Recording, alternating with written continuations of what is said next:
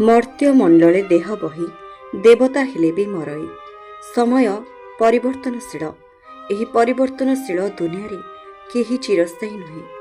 आगपछ होई ए रंगभूमि समस्त निज निज अभिनय सारी बाहुड़ी जावाकू हेब।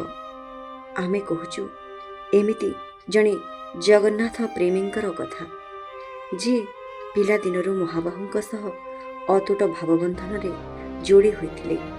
आध्यात्मिक चिंता और चेतना से एते निमग्न रहुथिले जे तांको विषादर कलाकालिमा केबे स्पर्श करि पारि नथिला।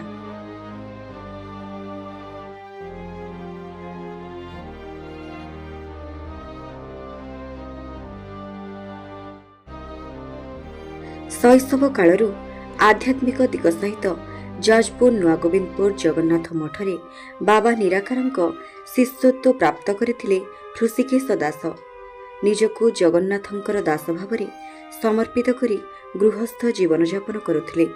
मात्र 70 वर्ष बयसरे परम पूज्य बाबा हृषिकेश दासंकर परलोक होइछि।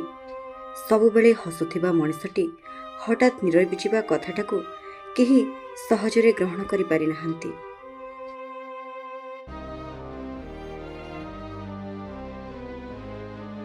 शताब्दीर सूर्य जेपरी मझी आकाशरे आज डुबी जाइछि। ना अछि कोलाहल, ना शुणिबाकू मिलुछि कालियार भावगीतर धारा।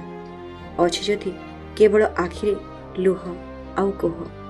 समयर चक्रव्यूहरे दीर्घ 30 वर्ष धरी सनातन धर्मर प्रचार करुथबा एही महापुरुषंकर शेष ज्योति ज्ञापन होइछि।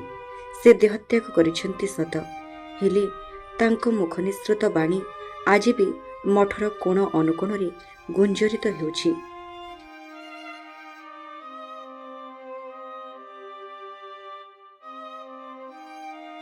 सेहिभଳି जणे दिव्य पुरुषଙ୍କ आगरे आमे सदा सर्वदा नतमस्तक। आम कथा आम स्मृति परिवार तरफରୁ एतिकी कामना। महाप्रभु तांकर अमर आत्मा को सद्गति दियंतु एवं तांक परिवार और प्रियजनों को असीम शक्ति और धैर्य दियंतु। जय जगन्नाथ।